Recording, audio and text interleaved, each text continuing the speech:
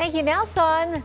Mga kapuso, mula po sa pagtitrek sa isang aktibong bulkan hanggang sa pagpunta sa talon na nasa ilalim ng lupa. Isama na po ang mga yan sa inyong bucket list kung magbabakasyon sa Cagayan.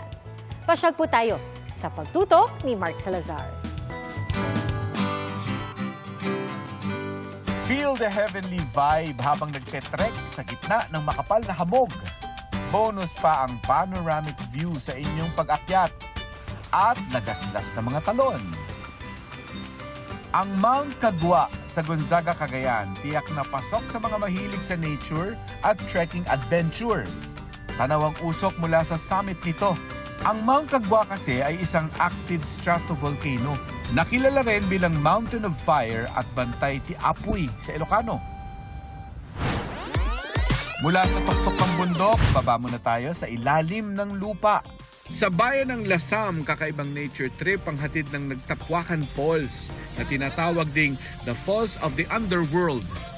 Noong dekada 80, nadiskubre ng isang katutubong aita ang talon ayon sa mga taga-barangay si Calao kung nasaan ang talon. Mula sa ibabaw ng lupa, bababa sa yungib na 15 metro ang lalim gamit ang lubid. Sabay sa pagbaba ang malamig na daloy ng tubig patungo sa loob ng kuweba. Doon naghihintay ang kakaibang view ng subterranean falls. Nasa labas naman ang isang talon at plunge pool para sa hindi trip pumasok sa ilalim, pero nais pa rin magtampisaw.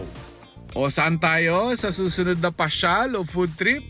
I-share nyo na sa 24 Oras Weekend page ang inyong travel at food adventures.